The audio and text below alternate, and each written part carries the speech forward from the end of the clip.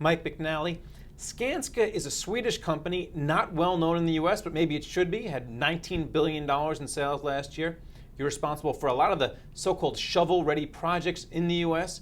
But before we talk about those projects, tell me a little bit more about Skanska.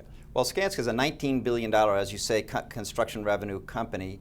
We do 6 of that in the United States. The U.S. is the biggest part of Skanska, but we're basically in the Scandinavian countries, the UK, and in Central Europe, and in Latin America, and the U.S.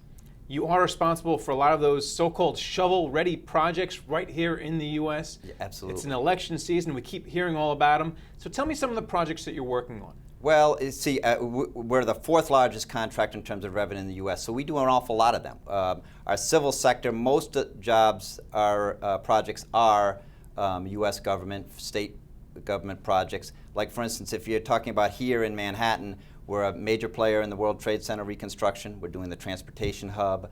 We're doing reconstruction on the Brooklyn Bridge. We're doing 2 very large water treatment plants, one in Croton and one up north in Westchester. We've doing a lot of projects here throughout the United States. And who are some of your competitors? Who do you bid against to get these jobs? Companies like Granite, like Tudor Perini, like Floor Daniel, ACS Dragados, companies like that. And we keep hearing about the fiscal cliff, aside from hearing about the election. So what will happen if the fiscal cliff hits and we fall off it? How will that affect Skanska's business?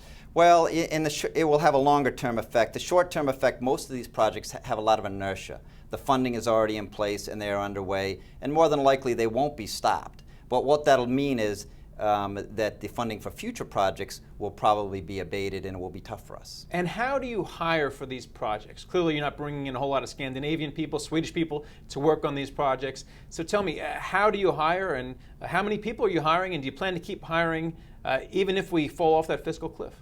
Absolutely. I mean, right now we're hiring, we need people, and we're Americans. You know, we're 9,400 people in the U.S., Americans. Although we're traded on the Swedish stock exchange, it's really an American business. And the future is bright for us because there's large projects that we're bidding out there, such as Tappan Zee Bridge, California High-Speed Rail, the Goethals Bridge. All these are multi-billion-dollar projects that are out there to pursue. And what about the private sector?